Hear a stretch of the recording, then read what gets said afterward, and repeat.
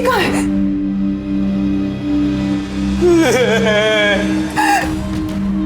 विक्की कहाँ है? हाँ?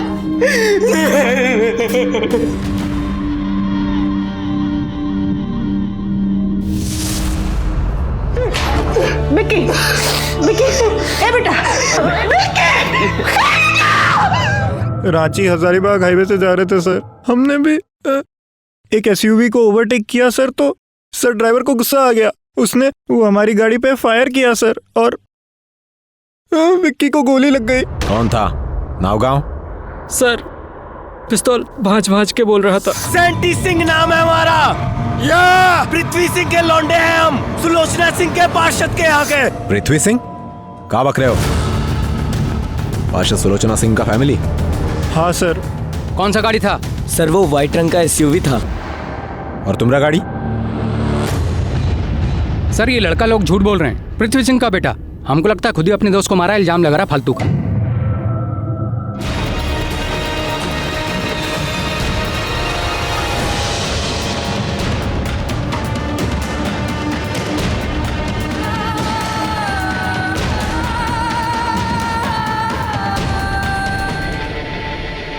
नमस्कार, आदाब। क्राइम पेट्रोल के युवा जागरूकता सप्ताह में आप सबका स्वागत है। अगर मामूली हवा भी बवंडर बन जाए तो खुद प्रकृति भी उसे संभाल नहीं पाती। माहिर से माहिर नौका चालक भी कभी कभी तूफान से निकलने में कमजोर पड़ जाता है। कुछ मामले पुलिस और कानून के लिए जाने अनजाने बहुत कठिन हो जाते हैं, सिर्फ इसलिए कि उसमें कुछ बड़ी शख्सियतें, कुछ नामचीन और कभी कभी कुछ बहुत बदनाम मगर शक्तिशाली लोग शामिल हो जाते हैं। इस तरह के मामलों में जनाक्रोश, मीडिया और प्रेस की सक्रियता के अलावा पुलिस पर तमाम तरह के प्रेशर्स उनके लिए न्याय की मंजिल तक पहुंचने में और विक्टिम को न्याय दिलवाने में जबरदस्त मुश्किलें लेकर आते हैं। सच और झूठ की अनगिनत परतों और न्याय और तथ्यों के तर्क वितर्कों से जूझती पुलिस को शातिर और एक शक्तिशाली अपराधी को सलाखों के पीछे पहुंचाना होता है। रांची झारखंड में विक्रम और विक्की सूरी की रोड रेज में हत्या एक ऐसा ही मामला है। पुलिस के लिए सच्चाई तक पहुंचना और अपराधी को कानून की दहलीज तक लाना बहुत कठिन होने वाला है।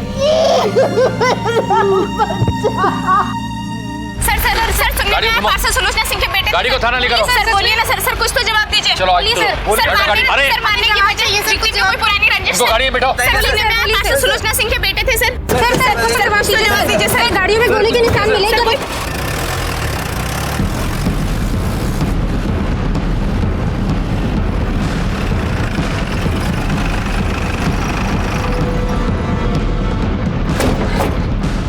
सर यहीं कहीं फायर हुआ था हम पे सर, इधर ही।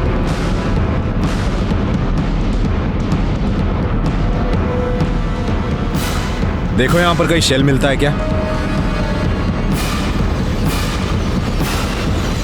आओ। अरे तुम लोग यहाँ कुछ झगड़ा होते हुए देखा था क्या, या कोई गोली वोली चली थी यहाँ? माफ कीजिए साहब, आंख में मोतियाबिंद है और कान का ट्रीटमेंट चालू है। हम ना कुछ देखे हैं और ना हम कुछ सुने। काय झूठ बोल रहे साहब? दूगो गोली चला साहब। दो ही गोली? वो तो कह रहा था एक ही चली।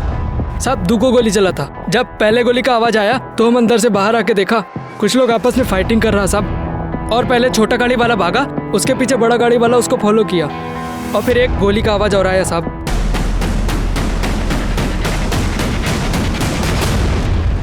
सर दो ही गोली चला था सर। तो पहला झूठ क्यों बोला? हाँ कि एक ही गोली चला था? सर हम झूठ नहीं बोले। उस हादसे के बाद सर हम काफी डर गए थे, तो जो हमारे दिमाग में आया सर हम वो कह दिए सर। एक लपड़ पड़ेगा ना तो गोली और गाली सब याद आ जाएगा। और क्या क्या छुपा के रखा है तुम लोग ने? कैसे जानता है सैंटी को? हम नहीं जानते सर, हम नहीं जानते वो को। क्या दुश्मनी था तुम लोग का उससे? हाँ, कौन गोली चलाया? सच सच बताओ। कहीं ऐसा तो नहीं है ना कि तुम लोगों ने मिलकर अपना दोस्त को गोली मार दिया? नहीं सर, नहीं ऐसा नहीं है सर। नहीं सर, ऐसा नहीं है सर। कहाँ है FIR में सैंटी सिंह का नाम? कहाँ है बताइए नाम को। अरे ENC है बाबू साहब, FIR लिखना बाकी है अभी। अरे तू लड़का लोग को काहे हरास कर रहे हैं आप लोग? अरे क्या तमाशा कर रहे हैं अंकल जी, किसी को हरास नहीं कर रहे हैं, इंक्वायरी चल रही है और बिना जानकारी के एक्शन कैसे लेंगे हम लोग? वो हमको कुछ नहीं मालूम, हमारे बेटे को इंसाफ नहीं मिला ना तो।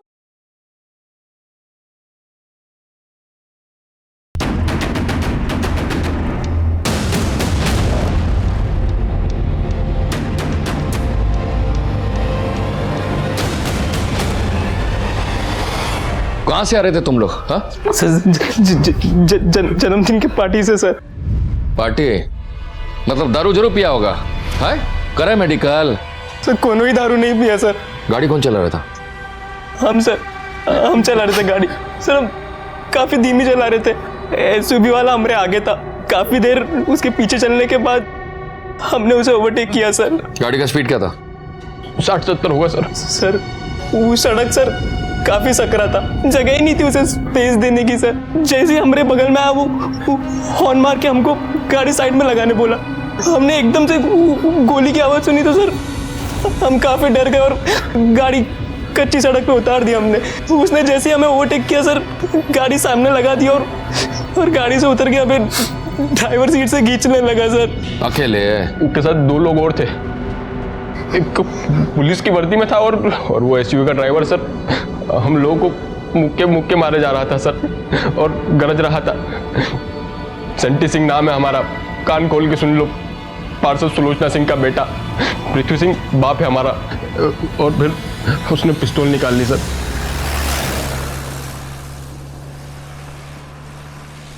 गाड़ी रोको। प्रसाद। हाँ सर। पता करो पेट्रोल पंप का सीसीटीवी कैमरा चालू है का?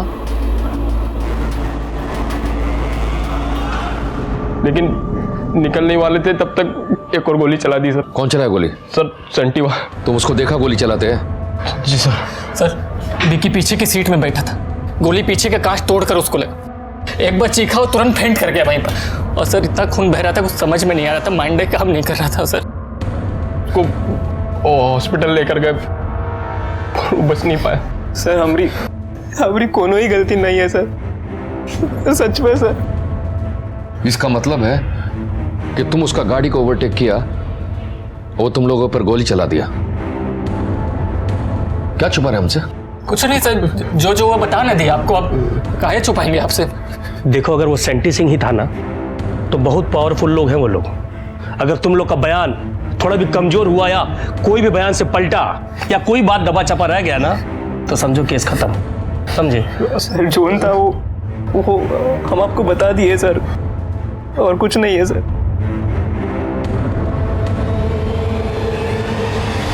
जानवर भी बिना किसी कारण या उद्देश्य के हमला नहीं करता है। और अगर ये लड़के सच कह रहे थे तो ये घटना एक चौंका देने वाली घटना थी। सिर्फ गाड़ी ओवरटेक करने के बदले में हत्या कर दी जाती। इंसान कितना निर्मम, कितना क्रूर हो सकता है, इस बात का इससे शर्मनाक उदाहरण नहीं हो सकता। एक आंकड़े के अनुसार हर साल लगभग 4 लाख से ज्यादा रोड रेज के मामले रजिस्टर किए जाते हैं। और रांची के इस मामले में पुलिस के सामने अभी कई चुनौतियां थी। पुलिस को अब भी तलाश थी उस पिस्तौल की जिससे हत्या हुई, हत्या में शामिल उस गाड़ी की, और लड़कों के अलावा कुछ ऐसे चश्मदीद गवाहों की जिन्होंने इस अपराध को होते हुए देखा हो और जो लड़कों द्वारा दिए गए बयान की पुष्टि कर सके। ज्यादातर आपराधिक मामलों में पुलिस के लिए ये मसले बहुत ही सीधे और गैर मामूली होते हैं, लेकिन यहाँ एक शातिर और शक्तिशाली परिवार के शामिल होने की वजह से पुलिस की ये साधारण प्रक्रिया भी उनके लिए बहुत मुश्किल होने वाली थी।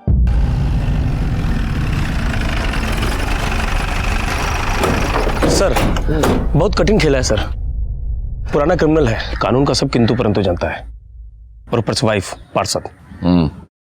जानते हम यहाँ हमको कुछ मिलने वाला नहीं है, ना वो एसयूवी, ना वो पिस्तौल और ना वो सेंटी सिंह।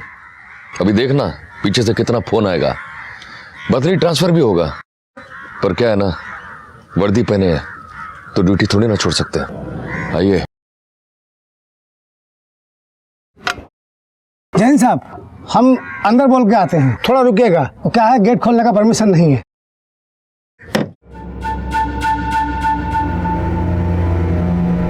सर, थाना प्रभारी आए हैं। क्या है? कोनो टाइम है आने का? बोलो बाद में आने को। साला एटिकेट नाम का कोनो चीज नहीं है। अरे भगाओ उनको। सर वो बोले हैं बाद में आइएगा। बोले उनको हलो करने नहीं आए हैं, मर्डर का इन्वेस्टिगेशन है, समझे ना? साला जब गेट पर जाकर हम ही को सब बताना पड़ेगा कि तुमको सैलरी कहाँ देते हैं। हटो, मशीन गन लटकाने के लिए।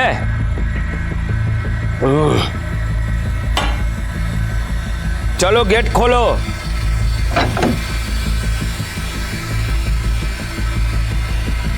आपसे वो मुद्दे पर आओ, अपना एनर्जी बचाओ।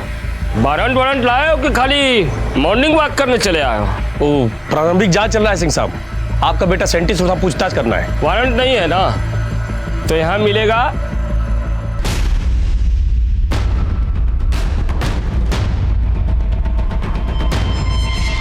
चलो गेट बंद करो ना। एक अदना सा पुलिस का इतना हिम्मत कि वो हमरे घर में घुसने का कोशिश कर रहा है। कीजिए आप कुछ, हाँ जल्दी कीजिए।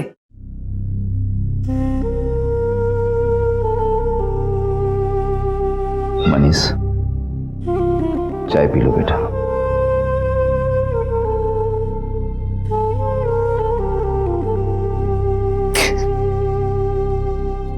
चाचा वो विकी हमारे पास ही बैठा था चाचा, नींद ही नहीं आती है चाचा। जैसे ही आंख बंद करते वो गोली बजने की आवाज गूंजती रहती है चाचा। सब जगह खून चल रहे हैं।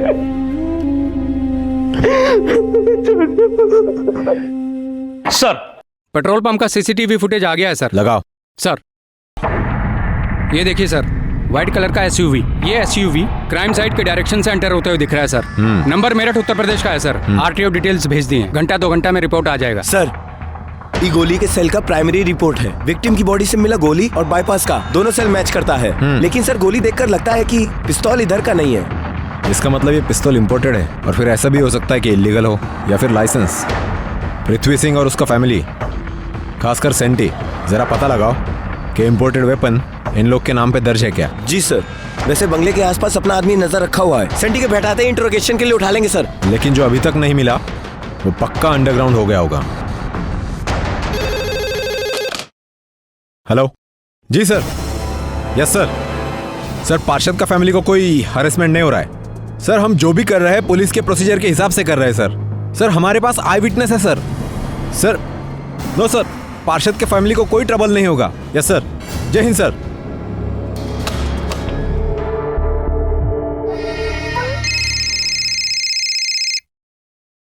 यस सर, यस सर, हम पर्सनली जा रहे हैं। ये हाँ, हमको सर्च वारंट मिल गया सर। Yes sir. हाँ ओके।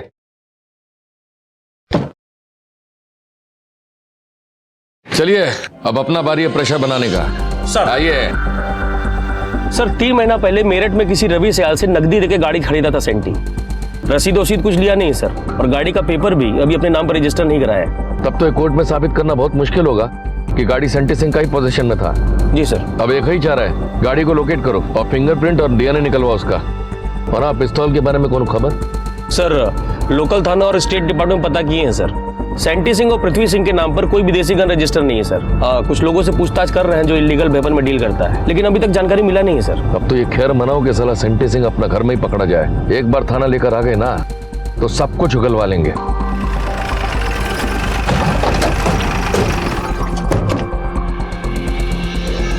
दरवाजा खोलिए। सर, दरवाजा खोलने का परमिशन नहीं है।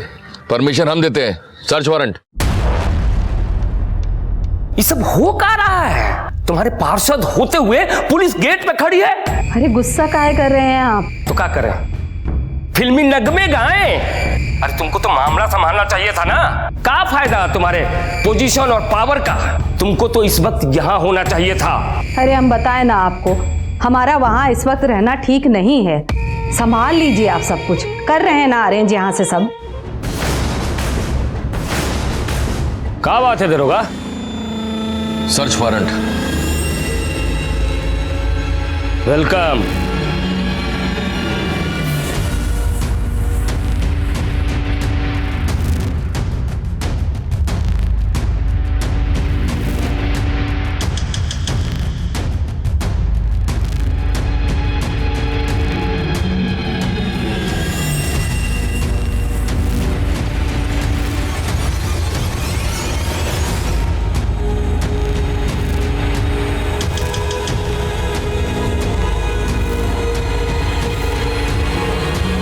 सर, कनो कागज नहीं मिला है, ना गाड़ी का ना पिस्तौल का। दरोगा, जो ढूंढ रहे हो ना वो मिलने वाला नहीं है। सर, ये 18 विदेशी शराब का बोतल और ये बच्चा मिला है, लेकिन सुलोचना देवी का कोई खबर नहीं है। आप लोग सर पृथ्वी सिंह को हम अवैध शराब रखने और बाल मजदूरी के जुर्म में अरेस्ट किया है। पास्टर सुलोचना सिंह भी गायब है। एसपी ऑफिस से उनके लिए भी लुकआउट नोटिस जारी हुआ है। चलिए। सब साजिश है हमारी फैमिली के खिलाफ। लेके आंको, सब साजिश है। हमारी पत्नी सुलोचना सिंह के राजनीतिक प्रतिद्वंदी और पुलिस मिलकर ये सब खेल खेल रही है। ये बच्चा और दारू हमारे घर में प्लान किया गया है। हमारे बेटे को फंसाया जा रहा है। सर, अभी आपका बेटा सेंटी सिंह कहाँ है? अरे दिल्ली में है, आईएएस की तैयारी कर रहा है। और क्या?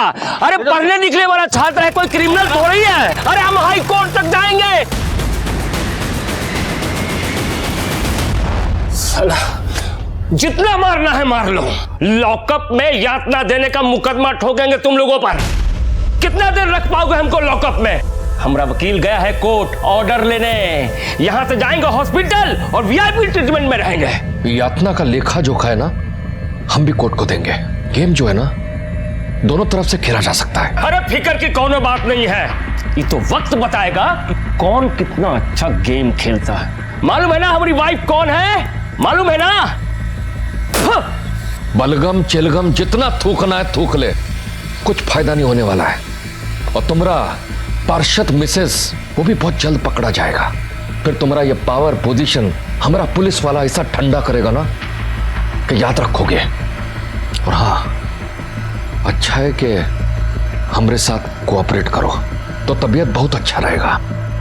और जो नहीं किया ना तो फैमिली का एक एक मेंबर ना धीरे धीरे बीमार पड़ना शुरू हो जाएगा। समझे ना?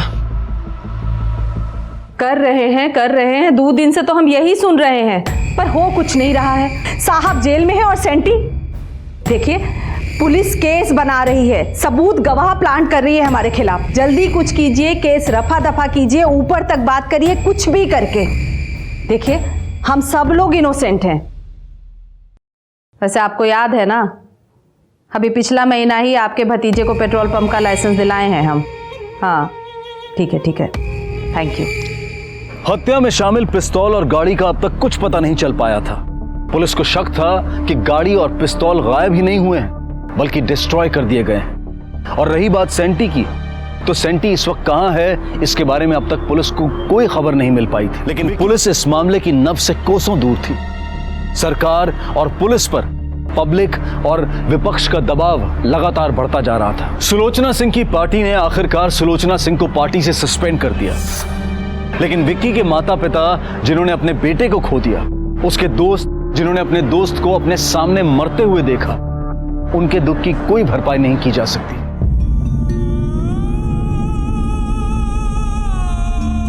सुधा, जब तक मेरे बेटे को इंसाफ नहीं मिलेगा तब तक हम खाना नहीं खाएंगे। तुम्हारे इस तरह खाना ना खाने से विक्की की आत्मा को चैन मिलेगा क्या? हाँ? नहीं ना, थोड़ा खा लो।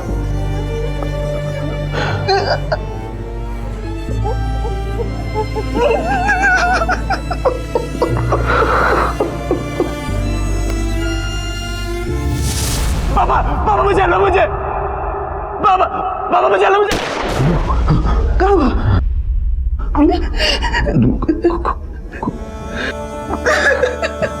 कुछ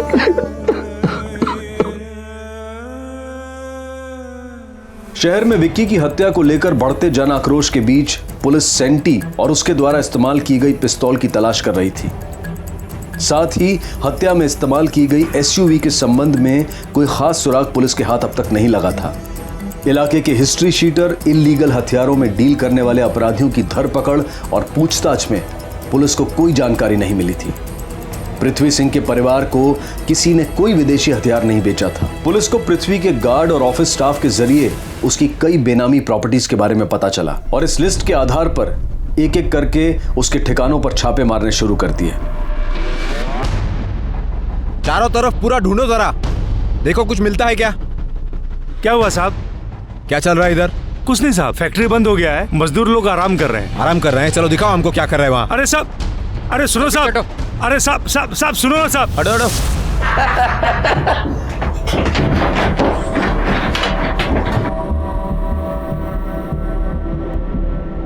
अरे ऐसे छटपटा काहे रहे हो बे?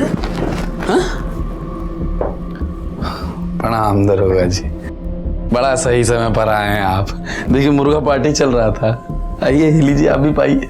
7 दिन से पानी पिला रहे हो, अभी तुम हमको मुर्गा खिलाओगे? चलो थाने, देखो हम तुमको क्या क्या खिलाते हैं। सबको उठाओ और सच करो, पिस्तौल या एसयूवी मिलता है क्या यहाँ? अरे अरे कैसी बात कर रहे हैं दरोगा जी? अरे हम लोग देश का भविष्य हैं, पूछा रहे हैं। हम लोगों के पास से पिस्तौल कहाँ से मिलेगा? हम तो आईएएस का तैयारी कर रहे हैं। तैयारी कर रहे हो? कराते तुम्हारी तैयारी। पावर का बहुत गर्मी आ गया ना तुम्हारे में, हाँ? दिखाते हैं तुमको पुलिस या गर्मी क्या होता है।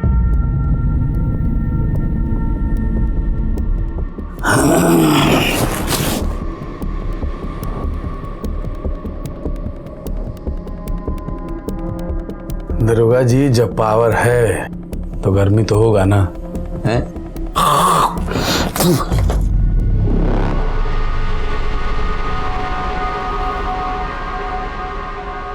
अब आप दिखाइए अपना पावर।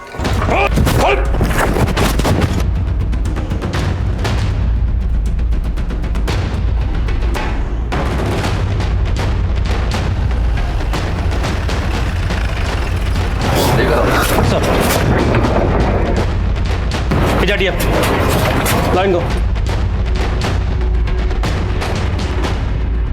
रुकिए सर आपने सरेंडर कर दिया। सरेंडर? और कौन बात का सरेंडर जी? चलिए सर आपने सरेंडर नहीं किया। अरे वो तो हमारी अम्मा बोली कि सब पुलिस वाला लोग ढूंढ रहा है हमको, तो आ गए इन लोगों से मिलने। सारा का सारा किया धरा कांड इन्हीं लोगों का है। हम तो उस दिन थे ही नहीं, हम तो दिल्ली में थे। अब ये तुम्हारा नौटंकी बंद करो और सच सच बता। अरे कैसी बात कर रहे हैं इंस्पेक्टर साहब आप? हम थोड़े नौटंकी कर रहे हैं, नौटंकी तो आप लोग कर रहे हैं और ये मीडिया वाला लोग कर रहा है। हम तो आपसे कितना बार बता दिए, हम तो रांची में नहीं न थे, हम तो दिल्ली में थे। कई बात को 1000 बार बोलने से सच बदल नहीं ना जाएगा। जो भैया कह रहे हैं ना वही सच है, और इसके अलावा हमको कुछ नहीं कहना है, समझे? मतलब तुम भी 8 तारीख को दिल्ली में ही थे? अरे जब हम कह रहे हैं कि कुछ नहीं बोलना है तो काहे माथा खा रहे हैं?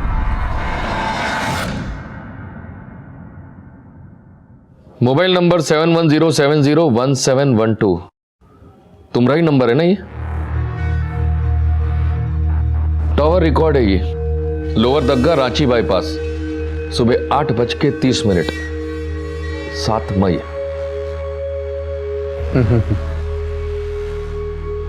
हम नहीं जानते ये सब, कोई हमारा मोबाइल हैक हो कर लिया होगा, वही है ये सब। वर्दी का मतलब समझते हो? कानून का हिफाजत और सच का साथ।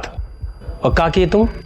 अपने सामने अपराध होने दिए और अब मामला दबाने के लिए अपराधियों का साथ दे रहे हो। देखो बचोगे नहीं, 3 ठवाई विटनेस हैं। जब कोर्ट में खड़ा होकर सच बोलेगा ना, तब देखते हैं कि कितने दिन रहती है तुम्हारी नौकरी और वर्दी दे पे। सर हम कुछ बोले?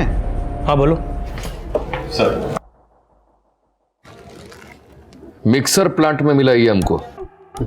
अरे दरोगा जी आपको जो प्लांट करना है करते ना जाइए, कौन रोका आपको? ज्यादा होशियारी दिखाने का जरूरत नहीं है, तुम्हारा उंगली का निशान है इस पे। होशियारी हम नहीं दिखा रहे हैं दरोगा जी, होशियारी आप लोग दिखा रहे हैं। हम तो पहले ही बता दिए कि हम तो ये बंदूक दखबे नहीं किए हैं, तो हमारा उंगली का निशान कहाँ से आ गया इस पर? और एक बात बता दे दरोगा जी आपको, हम अगर बदनाम हैं तो आप लोग भी कम बदनाम नहीं हैं। चलते कोर्ट में, देखते हैं किसका बात माना जाता है, हैं?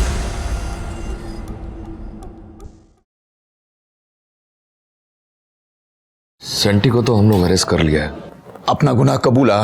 गुनाह तो नहीं कबूल किया है, पर हाँ उसके पास से एक पिस्टल हमको मिला है, और फिर उसका फोन रिकॉर्ड भी साबित करता है कि वारदात की जगह वहां मौजूद था। और फिर वो 3 लड़कों का गवाही, आई विटनेस का बयान, और फिर कुछ लोकल लोगों ने भी वो हादसा होते हुए देखा है। वैसे तो ठोस सबूत है हमारे पास। तो फिर आप इतना परेशान काहे लग रहे हैं? इस केस में फिर भी 2 एक कड़ी थोड़ा सा कमजोर है, जैसे सेंटी और वो पिस्तौल का घड़ी, उसको हमको थोड़ा सा मजबूत करना पड़ेगा। एसयूवी भी नहीं मिला है हमको अभी। और फिर आप तो जानते ही है कितना बड़ा लोग है, प्रेशर भी ऊपर से बहुत है, और ऊपर से पार्षद मैडम भी फरार है। वो पक्का अपने बेटे सेंटी को बचाने की कोशिश करेगी। मैटर ठंडा होते ही पोजीशन कुर्सी सब वापस हो जाएगा। बस आप हमको इस सब से उबारिए भाई। अरे कैसे उबारेंगे ये भी हम आपको बताएंगे। सबूत गायब कीजिए, पिस्तौल गायब कीजिए, गवाह तोड़िए, अरे और नहीं तो कुछ जांच अधिकारी का ट्रांसफर करवाइए। हमको हमारा बेटा हमारे बगल में चाहिए। अब आप कैसे करते हैं ये सब आप जानिए, हम नहीं। अरे सुधा, चाय बना कि नहीं? सुधा, अरे चाय। दूध खत्म हो गया है। चाची हम ले आते दूध। अच्छा बेटा। इस केस में कुछ ऐसे लोग भी शामिल थे जो जेल की सलाखों के पीछे से भी इस केस की धारा बदल सकते थे और लगातार उसे बदलने की कोशिश कर रहे थे। सर, उस सेंटिया का पिस्तौल वाला मैटर क्लियर हो गया है। कहा? हाँ सर। पकड़ो जरा।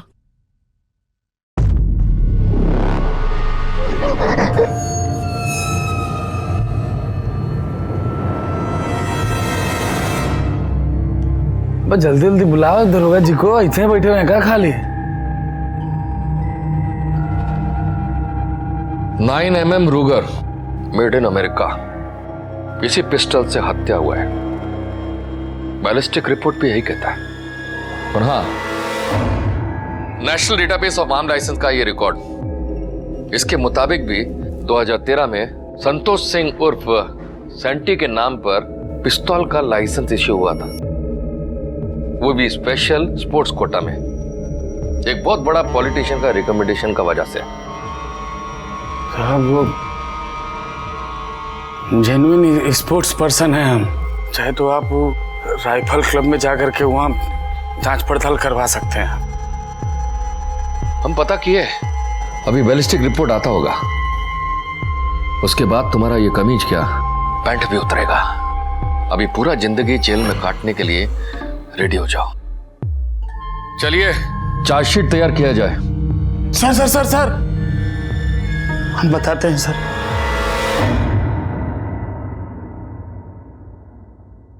क्या हुआ? मनीष अभी तक नहीं आया का? पता नहीं कहाँ रह गया। मनीष की मम्मी का फोन है। हाँ भाभी जी बोलिए। कैसे? क्या हुआ? मनीष की मम्मी का कहना है उसका तबीयत अचानक खराब हो गया है। सर हम अपना एसयूवी से जा रहे थे, ये लड़का लोग अपना गाड़ी से आगे आगे जा रहा था और हम लोग बस इनको ओवरटेक करके आगे चले गए और ये लोग हमको पीछे से हॉर्न बजाने लग गए, चिचियाने लग गए। अब हमारा रास्ता बिल्कुल सकरा सा था, ज्यादा जगह नहीं था उसमें, इतना पॉसिबल नहीं था कि हम उनको जगह दे सके। वो लोग हमको ओवरटेक करके आगे आ गए। सर हमको बाहर निकलना पड़ा उनसे बातचीत करने के लिए और वो लोग लगे हमको कूटने। फिर सर हम अपना पिस्तौल निकाले और बाय मिस्टेक हमसे गोली चल गया। हमारा इरादा उनको मारने का नहीं था। मम्मी कसम खा के कर रहे, भगवान कसम मारना नहीं चाहते थे।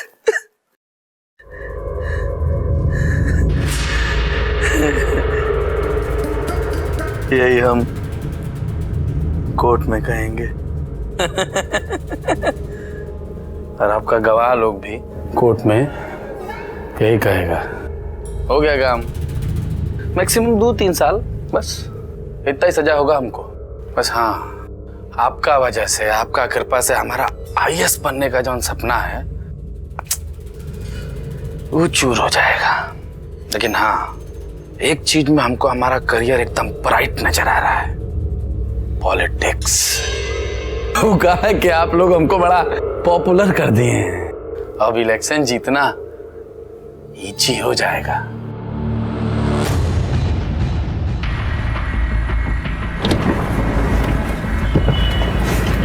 मैम आप कुछ कहना चाहेंगे इस बारे में?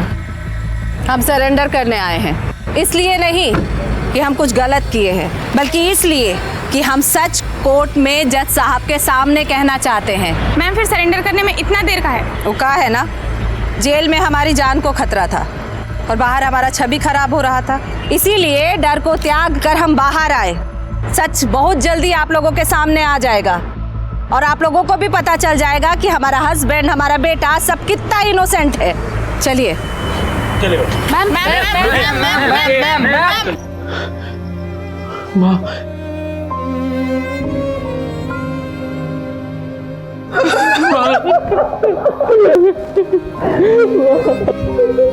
क्या हो गया माँ?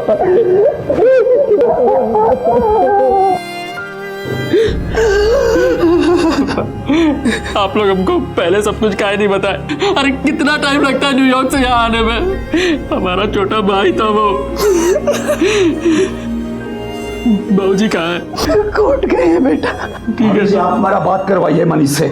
मनीष घर पे नहीं है। झूठ मत बोलिए। हम पूछते हैं क्या जरूरत था उसको कोर्ट में झूठा गवाही देने का? सारा केस चौपट कर दिया उसने हमारा। अरे अगर और कोई होता ना तो हम मान भी लेते, पर ये मनीष हमारे बेटे से मानता, बेटा मानते थे उसको। हमने विक्की के बचपन का दोस्त था वो। अरे कहाँ जरूरत थी उनको ऐसा बोलने की? कोर्ट में कहता है कि वो सेंटी सिंह को पहचानता तक नहीं। अरे गोली किसने चलाई उसने देखा तक नहीं। क्या जरूरत था बोलने का? देखिए भाई साहब, विक्की के साथ जो हुआ उसका बहुत दुख है हमको, पर हम अपना बेटा नहीं खोना चाहते हैं। बेटा नहीं खोना चाहते या झूठा गवाही देने का आप लोगों को पैसा दिया गया है? अरे बोलिए ना सीधा सीधा। हाँ, हेलो हेलो। बाबूजी क्या बोले ये लोग? वो मनीष मुंह कर गया। ऐसे लोगों पर कोर्ट में अलग से केस होना चाहिए। चलिए इनसे लोगों बात करके आते हैं लोगों से। चलिए आप, चलिए हमारे साथ।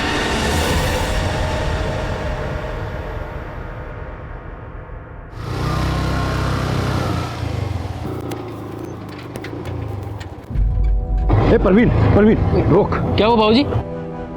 1 मिनट बेटवा। अरे क्या हुआ? क्या मनीष काहे की रे तू लोग ऐसा? काहे किए बोल ना। अरे हम कुछ पूछ रहे हैं तुझसे। दोस्त को बेच खाए तुम लोग बेशरम। कोर्ट में काहे झूठी गवाही दिए रे? हाँ? देखिए हम जो देखे वो बोल दिए।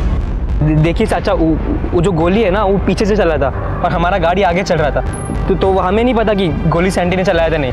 तो हमें जाने दीजिए। काहे के लिए किए? पहले बोलो। अरे चाचा सॉरी मनीष। अरे चाचा, परवीन भैया प्लीज लेके जाइए चाचा प्लीज।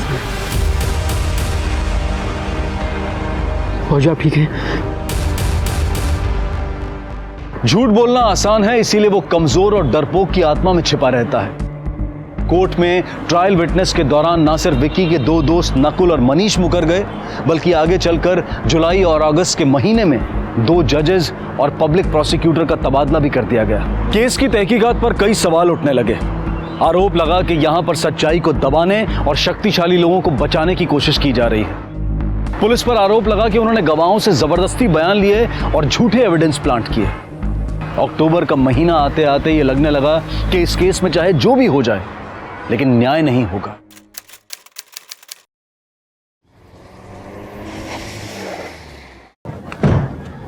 आओ बेटा। ए बहन, देखो सिंटुआ आ गया। अरे हमरा बबुआ आ गया।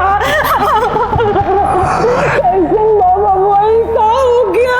एकदम ठीक है। देखिए तने कितना दुबला गया है। अरे काहे रो रही हो बहन? कोर्ट ने हमको बेल दिया है, सजा नहीं। तो कोई मजाक का बात है क्या कि पृथ्वी सिंह एंड फैमिली को कोई जेल में रख ले? और दुबरा गया है ना, तो दूध दही खिलाओ इसको। आरोपियों के खिलाफ स्ट्रॉन्ग एविडेंसेस होने के बावजूद आरोपी जेल से छूटकर घर में जश्न मना रहे थे। प्रोसिक्यूशन को कानून की नजर में झूठा और इनसफिशिएंट करार दिया गया था।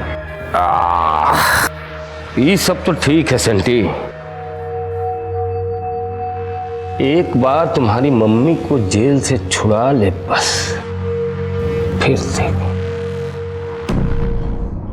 बताया ये जा रहा है कि प्रोसिक्यूशंस के मुख्य 2 गवाह विटनेस ट्रायल के दौरान मुकरने और सबूतों के अभाव के कारण कोर्ट ने जमानत की मंजूरी दे दी। बाबूजी हम तो पहले ही बोले थे, कानून टच तक नहीं कर सकते हैं लोगों को।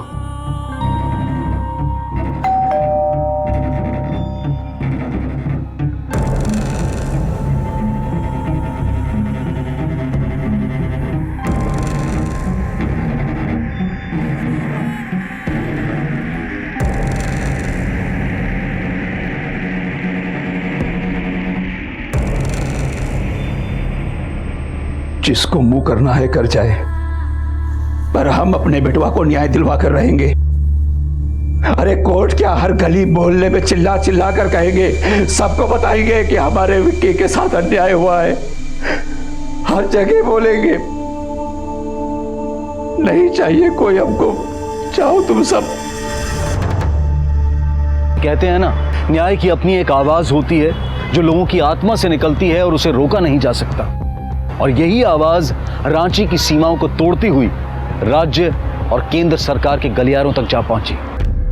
गोली चला, वो भी सेंटी के पिस्टल से चला, पर सेंटी ने चलाया या किसी और ने चलाया ये किसी को नहीं मालूम। सुप्रीम कोर्ट है ना, अपील की तैयारी कीजिए। होम मिनिस्ट्री से मंजूरी आ गई है। चाय मंगाइए। सर। कमाल कर दिया वकील साहब आपने। कमाल हम नहीं, सरकार कर रही है। गुंडागर्दी और अन्याय के खिलाफ जीरो टॉलरेंस। क्या बात है दरोगा, निशाचर हो गए का? तुम्हारा बेल कैंसिल हुआ है। का? बेल कैंसिल, समझे? 5 सितंबर तक तुम लोगों का जो ट्रायल है ना, खत्म करने का ऑर्डर है सुप्रीम कोर्ट से। चलिए, बहुत काम बाकी है। चलिए चलो। दरोगा, सारा कोर्ट कचहरी बिगाड़ के रख देंगे दरोगा।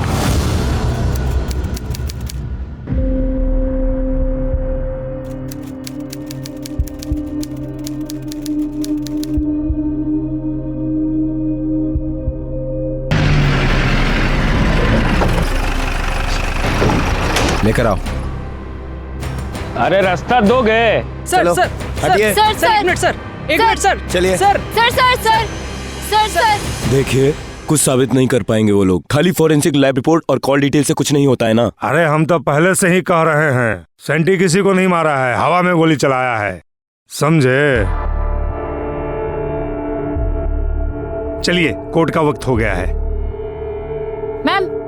मैम क्या आपको उम्मीद है कि आपके बेटे को इंसाफ मिलेगा? इंसाफ नहीं मिला तो हम अपना जान दे देंगे। मैम 15 महीने बीत गए, कैसा था ये वक्त? अपना जिंदगी जीने का कोशिश कर रहे हैं पर जी नहीं पा रहे। पार्टी की तैयारी कीजिए, रिहाई तो होकर ही रहेगी आज।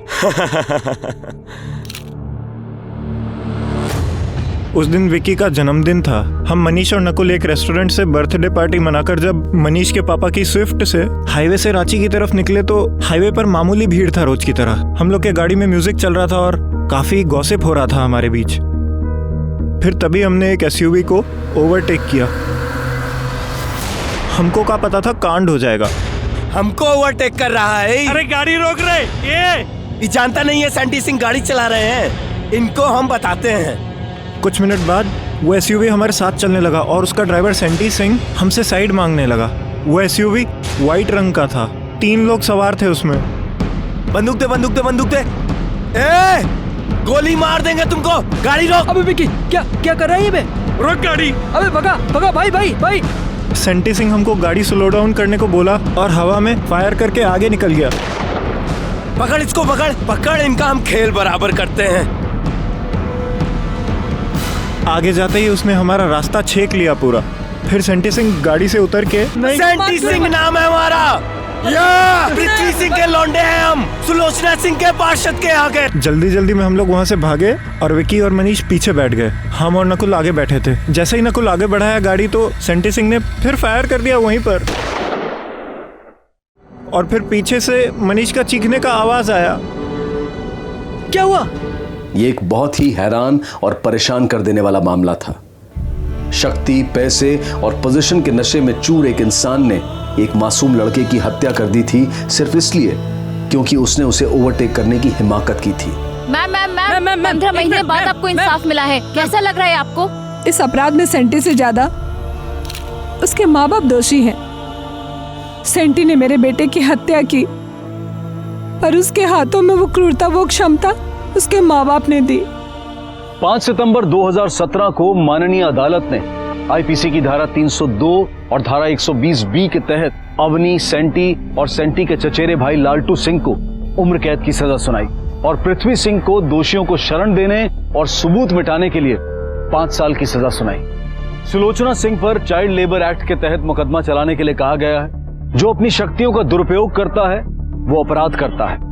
और जो इस दुरुपयोग को सहता है, बर्दाश्त करता है, नजरअंदाज करता है, वो अपराध ना सही लेकिन पाप अवश्य करता है। याद रखिए, सुरक्षित रहने के लिए छुपकर नहीं बल्कि खुलकर जीना होगा। इस देश का कानून और संविधान सबको बराबर का हक देता है, लेकिन कभी कभी हक के लिए कमर कसनी पड़ती है, आवाज उठानी पड़ती है। देखते हैं हमारे आज के एपिसोड की दूसरी कहानी। पता ही नहीं चला कब जिंदगी खाली होती हुई आखिरी जाम के जैसी होगी। दिल चाहता है कि ना ही ये जाम कभी खत्म हो और ना ही तेरे साथ ये जश्न, लेकिन सच आंखें दिखाते हुए कहता है कि बस एक घूंट भर है तेरी जिंदगी और ये जश्न भी।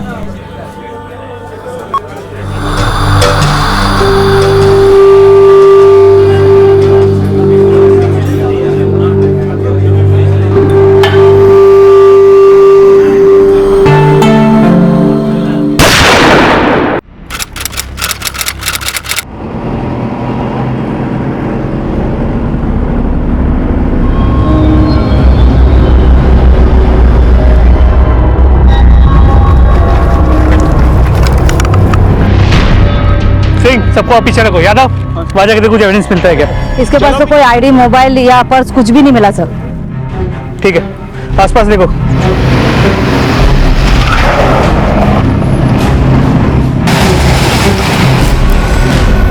सबके नाम और नंबर ले लो। जी सर। ठीक है सर। हत्या सर पे गोली मार की गई है। बॉडी की हालत देख के लगता है कि इसके साथ जबरदस्ती भी की गई है, लेकिन बॉडी के पास ऐसा कुछ नहीं मिला जिससे इसे आइडेंटिफाई किया जा सके। इसे मारने वाला शातिर रहा होगा, इसलिए इसकी पहचान की कोई लीड नहीं छोड़ी।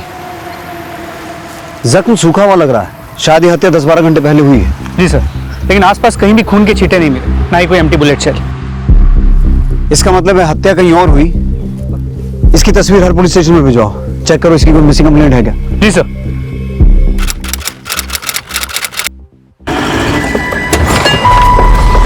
ये फाइल लेकर आज शाम ही वहां जाना, उन्हें कहना मुझे अपडेट करें, फोन करते रहें।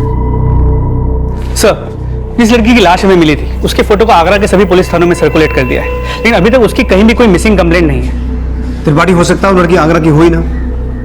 स्टेट के सभी पुलिस थानों में उसकी फोटो भिजवाओ और उसकी डेड बॉडी की फोटो अखबारों में भी छपवाओ, हो सकता है कोई पहचान ले। सर।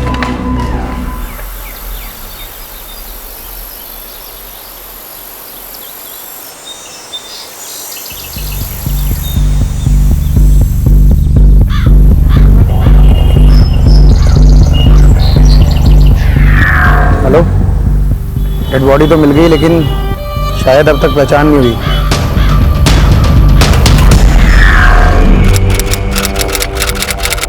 पोस्टमार्टम रिपोर्ट के मुताबिक लड़की की मौत 22 जून की रात 12 और 1 के बीच हुई। इसे एक .315 बोर के कंट्रीमेंट पिस्टल से पॉइंट ब्लैंक रेंज से शूट किया गया और फिर बुलेट वुंड को चाकू से गोदा गया। तो शायद रेप बंदूक की नोक पे किया गया और बुलेट वुंड में चाकू गोद कर बुलेट निकालने की कोशिश की गई ताकि मर्डर वेपन से भी मर्डर की कोई पहचान ना हो। लेकिन सर, इसके खून में काफी ज्यादा मात्रा में अल्कोहल मिला है। रेप तो बंदूक की नोक पे हो सकता है, मगर इतना ज्यादा अल्कोहल जबरदस्ती तो नहीं पिलाया गया होगा। इसके अलावा इसके पेट में खाने के ट्रेसेस भी मिले, मतलब हो ना हो मरने से पहले जिसके साथ भी थे उसकी जान पहचान वाले ही थे। तो तुम कहना चाहते हो कि इसने अपने कातिलों के साथ बैठ के शराब पी, लेकिन इसकी संगत में कौन कौन था वो तो इसकी पहचान होने के बाद ही पता चल पाएगा। पर लगता है कि अपनों के लिए भी गैर थे। इसे मरे 1 हफ्ता हो गया और अब तक किसी ने कोई मिसिंग कंप्लेंट भी नहीं लिखवाई, और वहां शवगृह वाले इसकी क्रिमेशन की परमिशन मांग रहे हैं। डीएनए सैंपल प्रिजर्व करवा के उसकी बॉडी को क्रिमेट करवा दो और हाईवे के आसपास जितने भी ढाबे और ठेके हैं वहां से पता करो। हो सकता है हत्या वाली रात ये वहां किसी के साथ देखी गई हो और इसकी पिक्चर्स को सोशल मीडिया पर भी डालो, हो सकता है इसकी पहचान के बारे में कुछ पता चले। लेकिन उस लड़की के साथ ऐसा क्या हुआ था कि कोई उसकी खोज खबर लेने सामने नहीं आया और लावारिस मानकर उसका अंतिम संस्कार करना पड़ा। उसकी आत्म शांति के विधान में उसका नाम अमुक पड़ा गया। तो क्या उसका नामकरण करने वाले अब नहीं थे? क्या उसके दोस्त, दुश्मन, रिश्तेदार, जान पहचान वालों ने ही उस अज्ञात के प्राण छीने थे और इसीलिए अब तक कोई पहचान के लिए सामने नहीं आया था?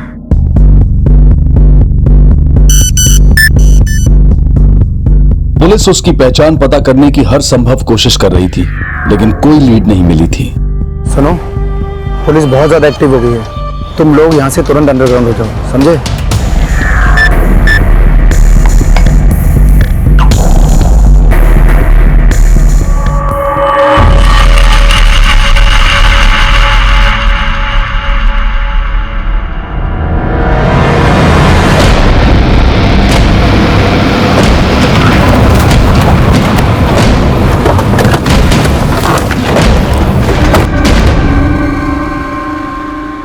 सर हेमा तनेजा नाम है इसका।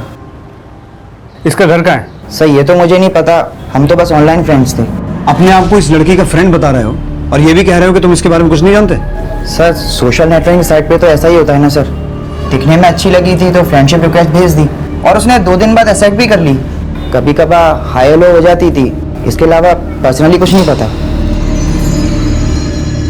त्रिपाठी, हेमा का प्रोफाइल एक्सेस करने की परमिशन लो और जैसे ही उसका फोन नंबर मिले उसका एड्रेस निकालो। सर हेमा के सोशल मीडिया पेज से उसका नंबर मिला है जो गाजियाबाद के इंदिरापुरम के इस एड्रेस पर रजिस्टर्ड है।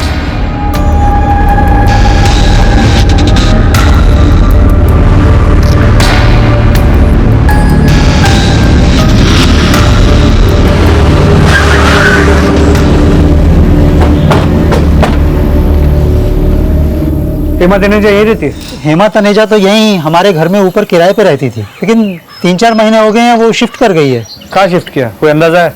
नहीं सर ये तो मालूम नहीं है। यहाँ और कौन कौन रहता था उसके साथ? उसके साथ उसकी माँ रहती थी, पहले उसके फादर भी रहते थे, लेकिन कुछ साल पहले उनके फादर का देहांत हो गया। बात क्या है सर? हमें हेमा तनेजा की लाश मिली है, उसका मर्डर हुआ है। क्या? जी।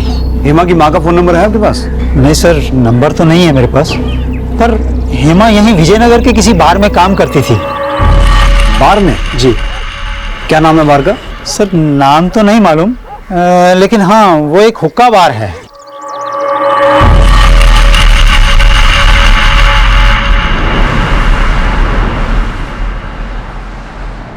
सर हेमा ने अपने सोशल मीडिया अकाउंट में जो फोटोज पोस्ट किए हैं उससे लगता है कि जिस हुक्का बार में वो काम करती थी उसका नाम हाई एंड एंड है, पर उसने अपने वॉल पे ये ढेर सारी रोमांटिक शायरियां पोस्ट कर रखी हैं। मैं क्या कहूँ, मैं कौन हूँ? मैं तो कुछ भी नहीं, कोई भी नहीं। सब तो तू ही, सब तो तुझसे ही है। तुझसे ही तो मैं हूँ, तुझ में ही तो मैं हूँ, तेरे होने से ही तो मैं हूँ। इसकी पोस्ट देखकर ऐसा लगता है किसी से बेइंतहा प्यार करती थी, लेकिन किससे प्यार करती थी ये कुछ साफ नहीं है। तो सोचने वाली बात यह है कि ये अगर किसी से इतना प्यार करती थी और इसके परिवार में इसकी माँ भी है, फिर भी इसके गायब होने के बाद किसी ने भी इसकी मिसिंग कंप्लेंट क्यों नहीं लिखवाई?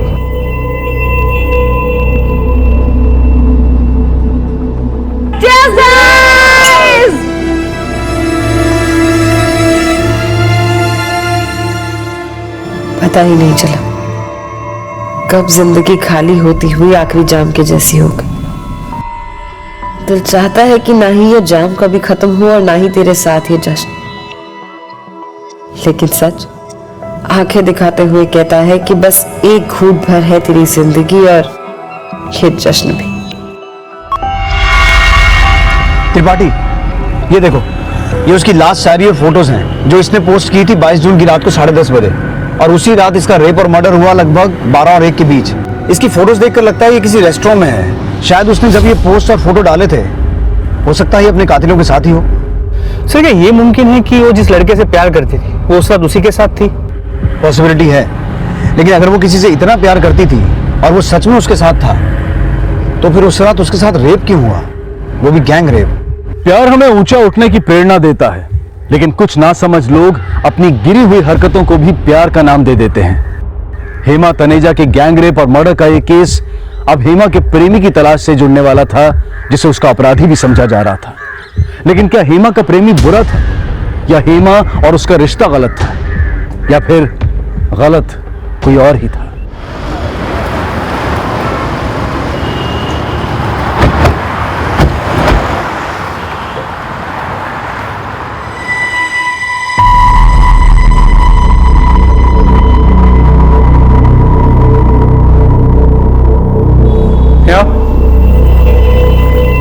हेमा तनेजा यही काम करती है?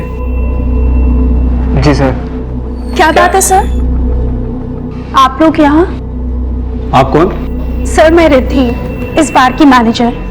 क्या बात है सर? हेमा तनेजा इसी बार में काम करती है? हाँ सर हेमा यही काम करती है, लेकिन सर काफी दिनों से वो बार में आई नहीं। सर may I ask क्या बात है?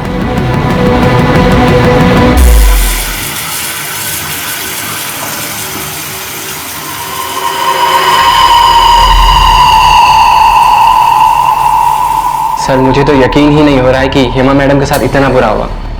सर वो तो बहुत सीधी थी और मिलनसार थी। यहाँ पर आने वाला हर कस्टमर उसे बहुत पसंद करता था सर। हेमा रहती कहाँ थी?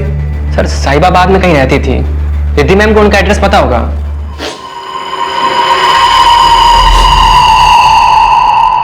Are you alright? जी सर। क्या लगता है आपको हेमा के साथ ये सब कौन कर सकता है? हेमा तो बहुत ही हंसमुख लड़की थी, फिर न जाने कौन उसका दुश्मन बन गया। हेमा का दोस्त कौन था? I mean, उसका अफेयर किससे था? सर ऐसा उसने कभी बताया नहीं, लेकिन हाँ कोई तो लड़का था जिसे वो दिलो जान से चाहती थी। उसे शायरी करने का बहुत शौक था, अक्सर कुछ ना कुछ लिखती रहती थी। तेरे इश्क में बदनाम हो गए, पर कोई गिला नहीं, क्योंकि अब तो इस बदनामी से भी इश्क हो गया है हमें। तेरे नाम के साथ बार बार हमारा नाम तो जुड़ता है। ओ हेलो, खाली दिमाग शायरी का घर।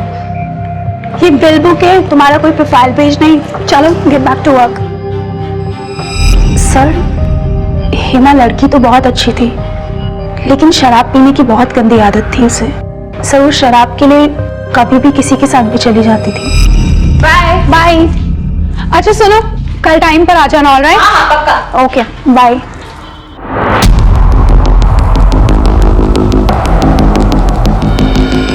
बाईस जून की रात हेमा किसके साथ गई थी? सर 22 जून को तो हेमा घर जल्दी चली गई थी। लेकिन सर पिछले कुछ महीनों से 4 लड़के यहाँ रेगुलर आया करते थे।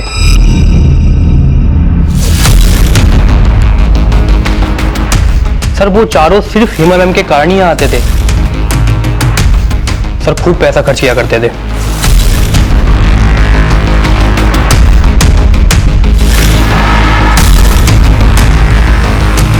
उन चारों लड़कों के नाम क्या हैं? सर नाम तो मुझे नहीं पता। नाम नहीं पता तो एक काम करो, यहाँ हॉल में जितने भी सीसीटीवी कैमरास हैं उनमें उन लड़कों का फुटेज भी कैप्चर हुआ होगा। मुझे फुटेज दिखाओ। सर यही 4 लड़के थे सर। ये लोग बिल कार्ड से करते थे, कैश पेमेंट करते थे? सर ये कभी कभी कैश दिया करते थे और कभी कभी कार्ड से जमा करते थे। मुझे इनके bill, debit card, credit card, इनके स्लिप्स की कॉपी निकाल के दो।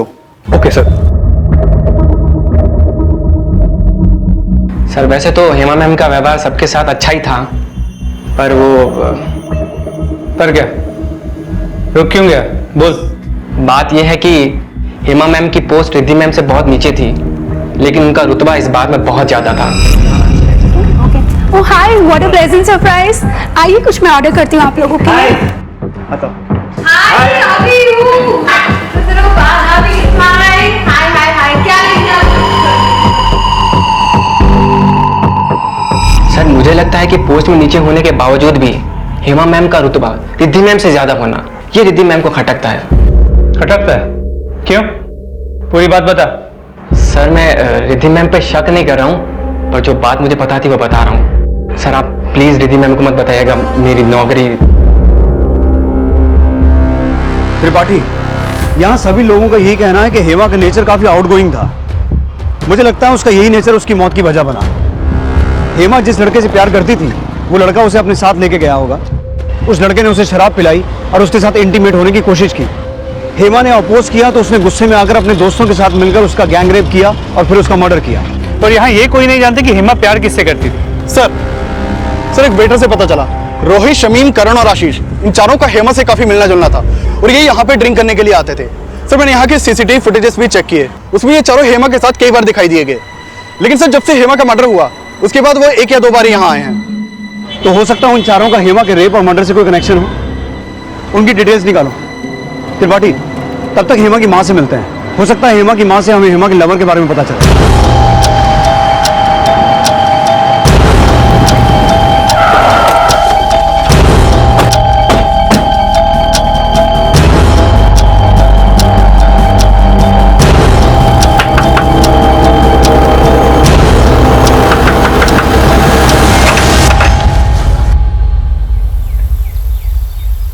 जी आप हेमा तनेजा की माँ है? जी, मगर वो अभी घर पर नहीं है, काम से दिल्ली गई हुई है।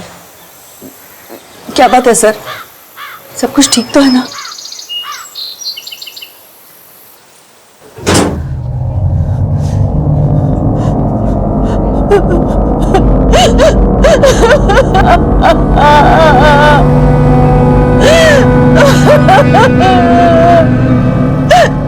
रेप करके फेंक देते उसे, बाहर क्यों डाला उसे? क्या बिगाड़ा था मेरे बेटे ने किसी का साथ?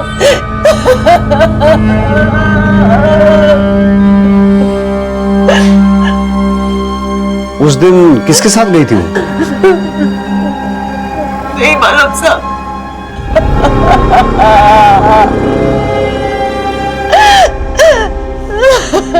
अभी कुछ बताने की हालत में नहीं है, थोड़ा वक्त देना चाहिए। सर, उन चारों लड़कों के एड्रेसेस मिल गए हैं जो हुक्का बार में रेगुलरली जाया करते, जहां हेमा काम करती थी।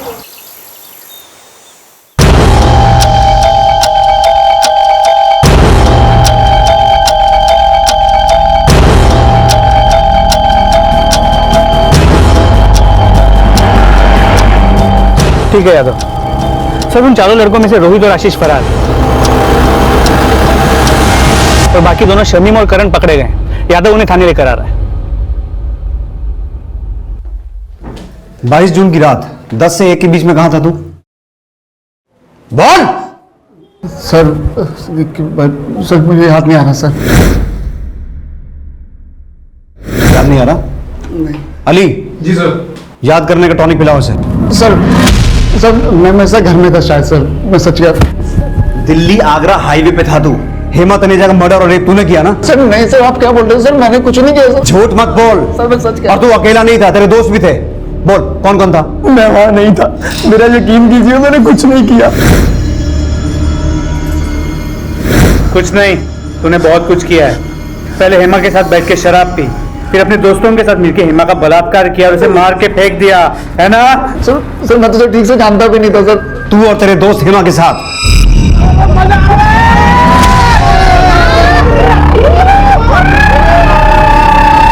सर पार्टीज करते थे, लेकिन सर कभी कभी करते थे सर। सीधा सीधा बोल, हेमा से प्यार करता था तू, लेकिन तेरे दोस्त भी गंदे थे और तेरी दोस्ती भी। नहीं सर ऐसा कुछ नहीं था सर, तो वो मेरी कैजुअल फ्रेंड थी सर।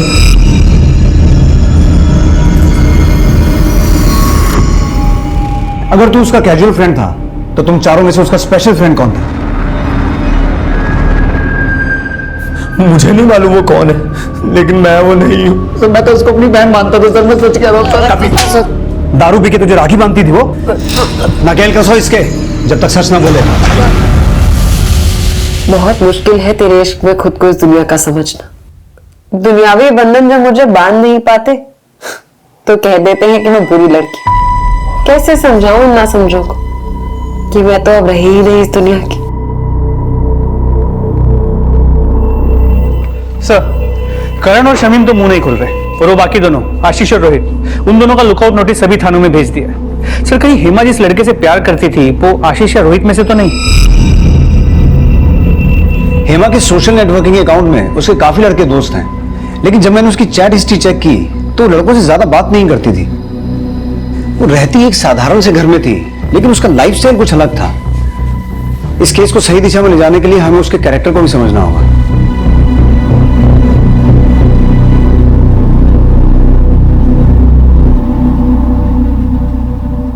अनचाही रिश्तों में भी तो चाहत होती है, चाहत उन रिश्तों को ना चाहने की। सच्चाई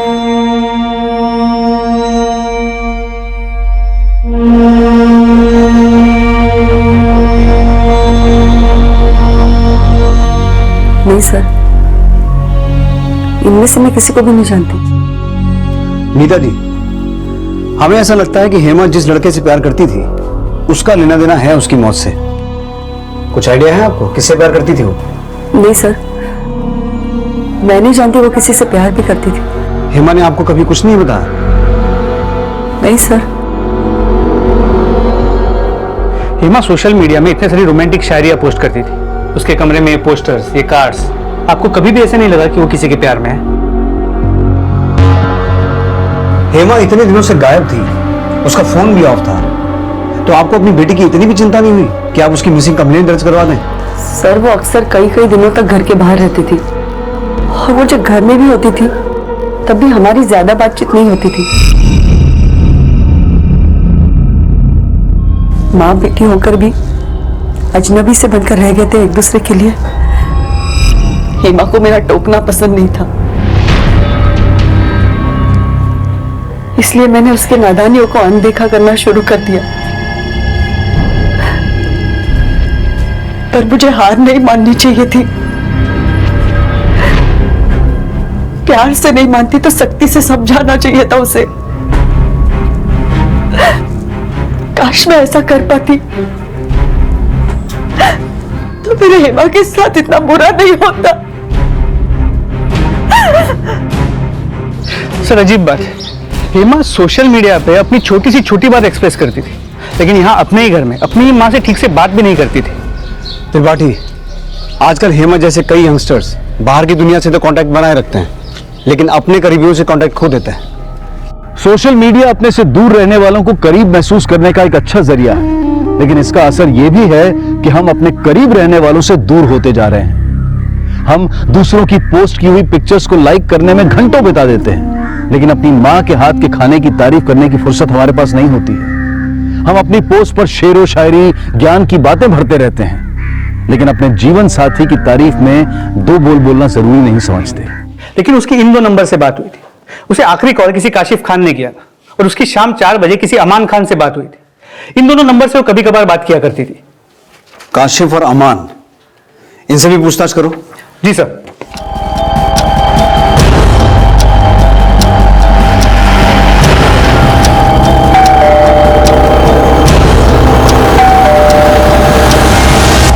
जी अमान खान?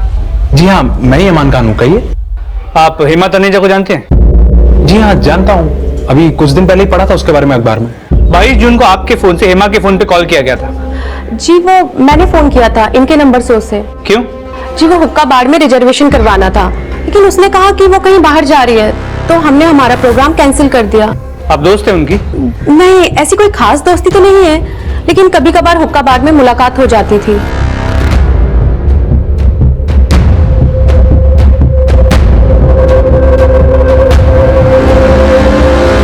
जो नंबर मार्क किए हुए उनके कॉल पर चाहिए।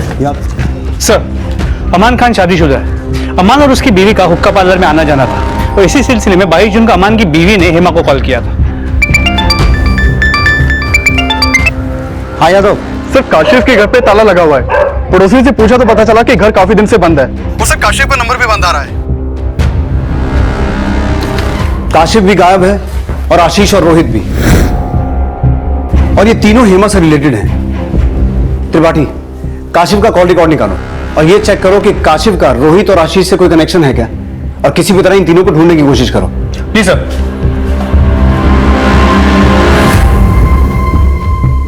रोहित और आशीष के बाद अब काशिफ भी प्राइम सस्पेक्ट बनकर सामने आया। पुलिस को उन तीनों की तलाश थी और जल्द ही पुलिस को रोहित और आशीष की एक लीड मिली और उन्हें पुलिस ने अरेस्ट कर लिया। 22 जून को सर मैं गाजियाबाद में ही था, ना मैं उस रात आगरा गया सर, ना ही हेमा से मिला। तेरा लैपटॉप है हमारे पास, अब सच सच बता, प्यार करती थी ना हेमा तुझसे?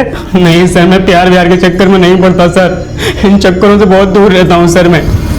तुझसे नहीं तो क्या, तेरे फ्रेंड रोहित से प्यार करती थी? नहीं सर, हम लोग सिर्फ अच्छे दोस्त थे, उसकी दोस्ती तो कई लोगों के साथ थी। जानता हूं, उनमें एक नाम काशिफ खान का भी है। कहां छुप के बैठा है वो? कौन काशिफ सर? वही काशिफ जिसके साथ मिलकर पहले हेमा का गैंग रेप किया और फिर मर्डर। सर मैं काशिफ को नहीं जानता हूँ सर, मैंने कुछ भी नहीं किया सर। अगर कुछ किया नहीं था तो फिर तू भागा क्यों था? सर भागा नहीं था मैं, वो ना मैं मौसी के घर चला गया था। तेरा फोन चेक किया हमने, उसमें से सारा डेटा डिलीटेड है। ऐसा क्या था फोन में? सर कुछ गलत नहीं था फोन में, वो फोन में थोड़ा वायरस चला गया था, तो इसीलिए सब कुछ डिलीट करना पड़ा। पहले हेमा को मार के मौसी के घर भाग गया, फिर तेरे फोन में वायरस आ गया।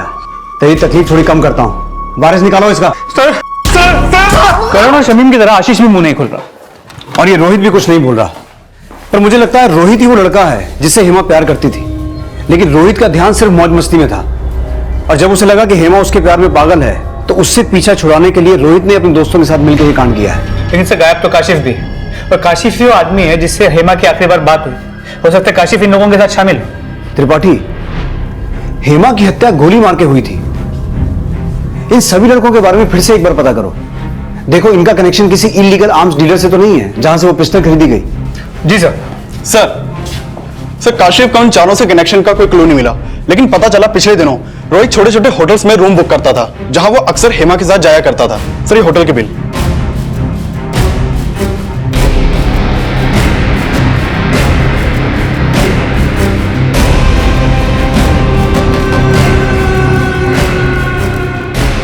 बड़े पक्के दोस्त ना तुम सब, लेकिन रोहित ने तो उगल दिया कि उसने तुम तीनों के साथ मिलके हेमा का रेप किया और उसके बाद murder.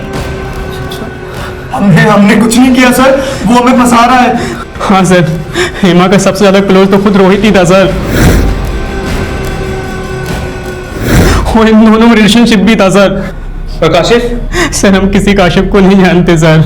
Robert Lodge, Temptation, Blue Moon Lodge, Ekant Niwas, ऐसी बहुत सी जगह हैं जहां तूने हेमा के साथ अच्छा खासा वक्त गुजारा था। देख रोहित, अब चुप रहने का कोई फायदा नहीं है। तेरे दोस्तों ने तेरा भांडा फोड़ दिया है, उन्होंने बता दिया हमें कि तेरा हेमा के साथ क्या रिलेशन था। सर मैं मानता हूं कि हम लोग रिलेशनशिप में थे, लेकिन सर मैंने उसके साथ कुछ गलत नहीं किया है। सर मैं झूठ नहीं बोल रहा हूं सर। सर वो मैं उस टाइम डर गया था तो इसलिए आपने झूठ बोला। हेमा प्यार करती थी तुझसे, उसी को मार दिया तूने? सर मैंने हेमा को नहीं मारा सर। सर हम लोग रिलेशनशिप में थे जरूर, पर लेकिन सिर्फ फिजिकली कनेक्टेड थे। इमोशनली नोट पर तो सर कभी हम लोग एक दूसरे के करीब आए नहीं। अच्छा सर हेमा मुझे आज तक समझ में नहीं आई, और जब भी कभी सर हम दोनों एक दूसरे के साथ होते थे तो ऐसा लगता था कि वो जैसे किसी और के लिए जी रही है।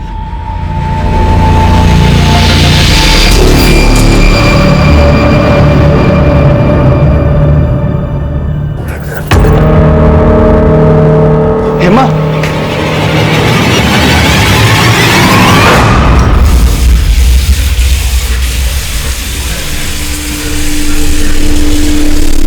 सर हेमा अंदर से काफी डिप्रेस थी, और मैंने कई बार उससे उसकी प्रॉब्लम पूछी तो उसने जवाब सिर्फ शेरो शायरी में दिया। और सर शाम ढलने के बाद तो वो शराब, शेरो शायरी और पार्टी सिर्फ इसलिए करती थी कि ताकि वो अपने डिप्रेशन को भगा सके। रिद्धि ने मुझे बताया था सर। रिद्धि? उसके बार की मैनेजर? हाँ सर। सर रिद्धि ने मुझे हेमा से मिलवाया था, और उसने मुझे कई बार बताया भी कि हेमा मुझे अपनी तरह बर्बाद कर देगी। और देखिए ना सर, आज मैं उसकी संगत में आके आपकी मार खा रहा हूँ। मतलब तो अभी भी वहीं का वहीं है? नहीं सर, सर आप चाहे मुझे जितना मारना है मार लो सर, लेकिन कसम से सर जो सच था मैंने सब आपके सामने उगल दिया सर। सर वो शायद किसी और की नफरत का शिकार हुई होगी सर, लेकिन मैंने कुछ नहीं किया सर।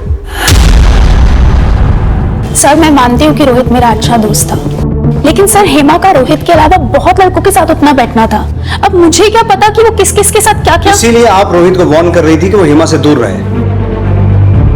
आपकी चुप्पी बता रही है कि आपको ये बात अच्छी तरह से पता थी कि रोहित और हेमा का अफेयर था, और आपको ये बात पसंद नहीं थी। सर ऐसा कुछ नहीं है। अगर कुछ भी छुपा रही हैं तो बता दीजिए, वरना बाद में पछताना पड़ सकता है आपको। सर मैंने कोई क्राइम नहीं किया है, तो प्लीज आप लोग मुझसे इस तरह से बात करना बंद कीजिए। आई होप ऐसा ही हो, वरना आपसे अगली मुलाकात लॉकअप में होगी।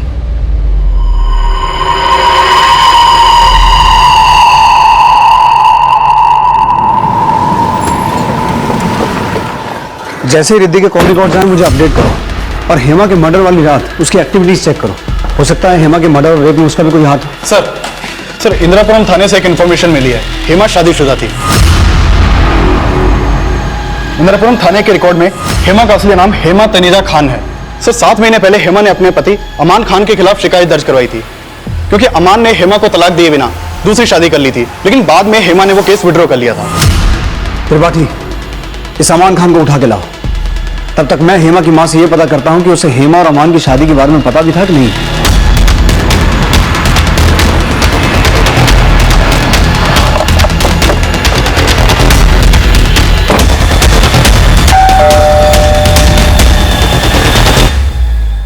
अमान को बुलाइए। अमान तो घर पे नहीं है। कहाँ गया? तो कहीं गया है काम से। जी सर, करीब 2 साल पहले हेमा ने अमान से लव मैरिज की थी। आपने हमें बताया नहीं कि वो शादीशुदा थी? सर आपने मुझे शादी के बारे में पूछा ही नहीं था। आपने ये पूछा था कि हेमा किससे प्यार करती थी। मुझे नहीं लगता वो अमान से प्यार करती थी, क्योंकि अमान को तो उसने 1 साल पहले ही छोड़ दिया था। उसने अमान को छोड़ा क्यों था?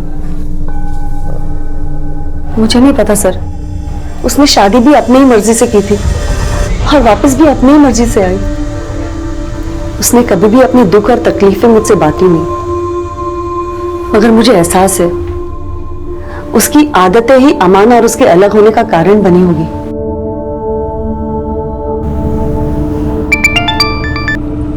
आदिल पाठी। सर अमान तो घर पे नहीं मिला। किसी भी तरह अमान को उठा के लेके आओ। जी सर। सर एक सेकंड, सिंह इनको कैबिन में बिठा। सर अमान तो खुद थाने आ गया।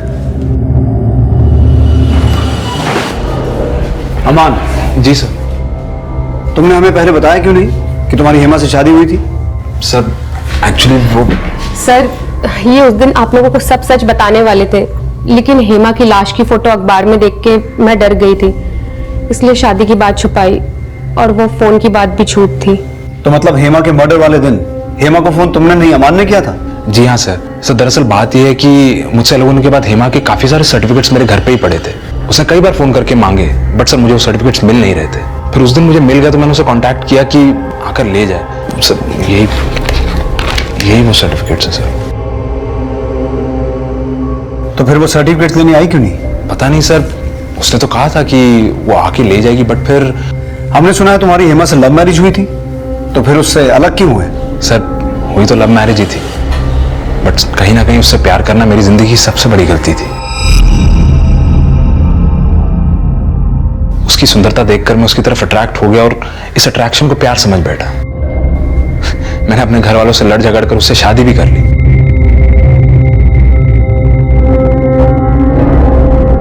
शादी करने के कुछ ही दिनों में मुझे रियलाइज हुआ कि ये शराब पीना, पार्टियां करना, ये सब उसका कोई शौक नहीं है, बल्कि उसे तो लत लगी हुई है शराब पीने की। मैं तो चाहता था कि वो शराब छोड़ दे, उसने मुझे ही छोड़ दिया। लेकिन हेमा ने तो 7 महीने पहले तुम्हारे खिलाफ चीटिंग का केस दर्ज करवाया था कि तुमने उसे बिना डिवोर्स दिए दूसरी शादी कर ली। सर दरअसल बात यह है कि मुझे अपना कोई फ्यूचर नजर नहीं आ रहा था हेमा के साथ, तो सर मैंने उससे अलग होने के बाद अपने पेरेंट्स की मर्जी के मुताबिक शाहिदा से शादी करने का डिसीजन ले लिया।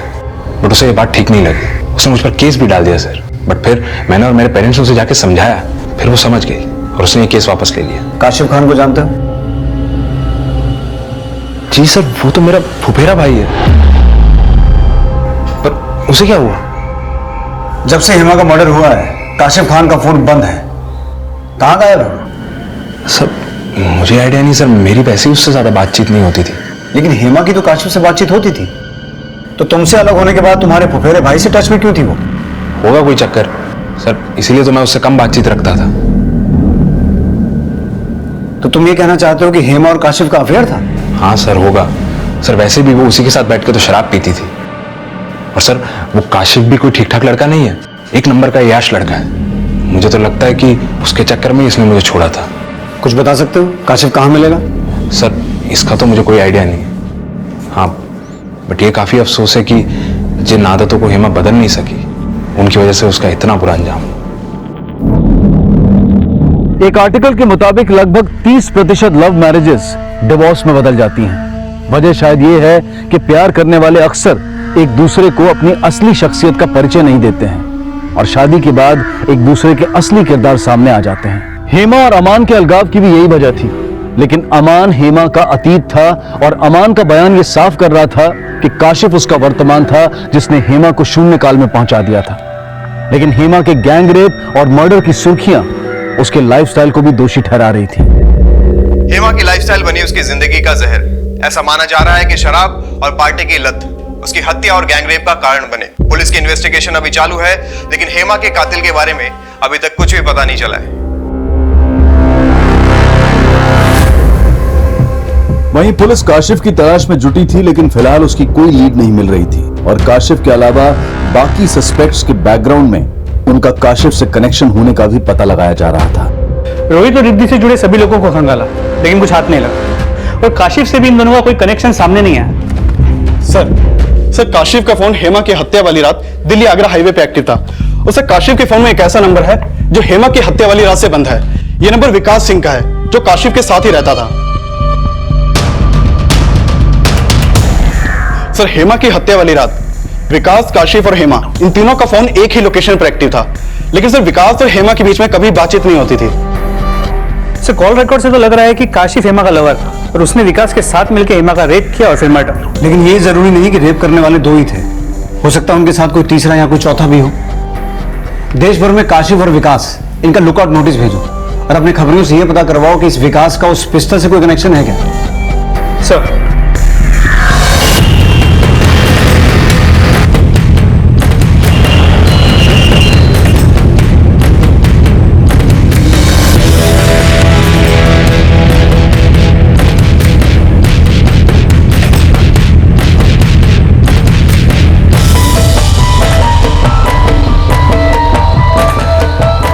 ठीक है सर, काशिफ और विकास को मुंबई में लेके जाने की इंफॉर्मेशन मिली है।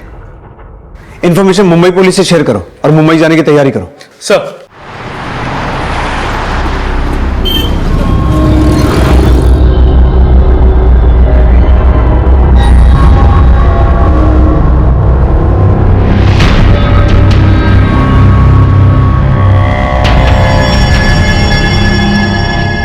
सर, ये विकास और काशिफ मुंबई में जहाँ ठहरे थे वहां से भी फरार हो गए। हो सकता है वो मुंबई में कहीं और छुपे हों। किसी भी तरह कोशिश करके उन्हें ढूंढो। जी सर।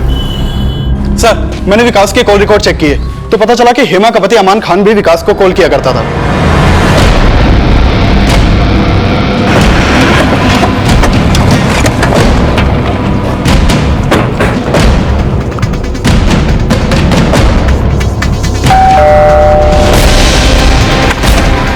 जी अमान कहाँ है? अब वो तो घर पे नहीं है, काम से बाहर गए हुए हैं। घर का कोने कोने चेक करो। तुम ऊपर जाओ, अंदर चेक करो। जी अंदर कहाँ जा रहे हैं? हमने कहा ना घर पे कोई नहीं है। फिर कहाँ गया है? कानपुर गए। आप जिस नंबर को डायल कर रहे हैं वो इस समय स्विच्ड ऑफ है। उसका नंबर क्यों बंद आ रहा है?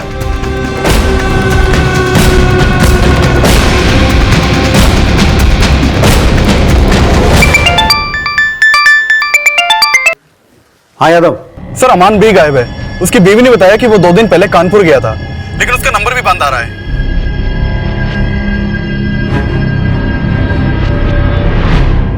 सर, हेमा की हत्या से 3 दिन पहले अमान ने बिल्ला नाम के आदमी को फोन किया था।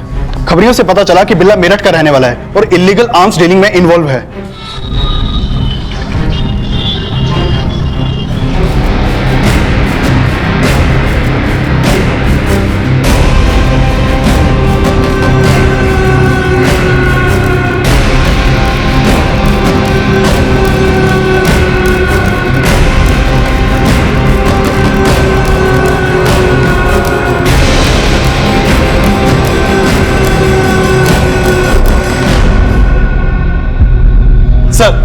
सर, नोएडा में एक दरगाह के पास बस स्टॉप पे अमान को देखे जाने की इंफॉर्मेशन मिली है। नोएडा पुलिस से संपर्क करो और जहां वो देखा गया वहां रेड करो। Okay sir.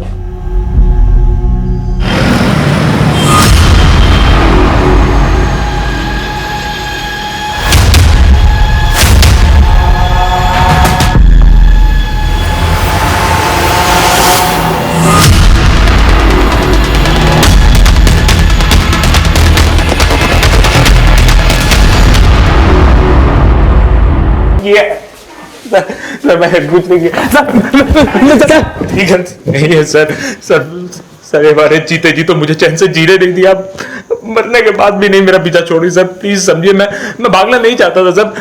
मैं डर गया था कि कहीं आप विकास और काशिफ के साथ मुझे भी जेल में ना डाल दे सर। बस अब तू यहां से बाहर तो जाएगा नहीं, इसलिए सच सच बता दे काशिफ और विकास कहां है। मैं नहीं जानता सर वो लोग कहां पर है, मैं सच बोल रहा हूं।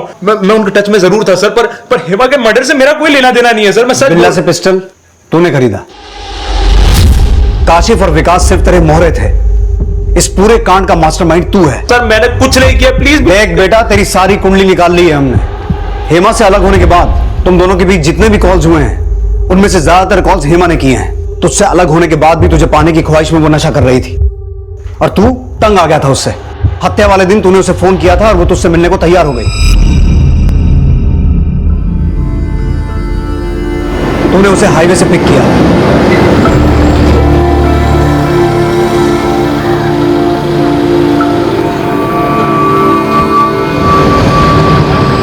काशिफ और विकास का फोन पलवल की तरफ ट्रैवल हुआ, इसलिए प्लान के मुताबिक तूने काशिफ और विकास को पलवल से पिक किया।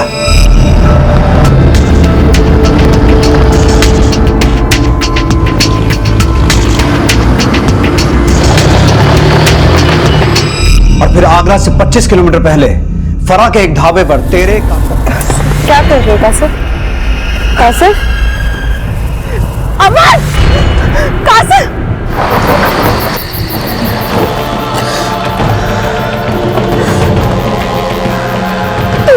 शादी चाहा माँ,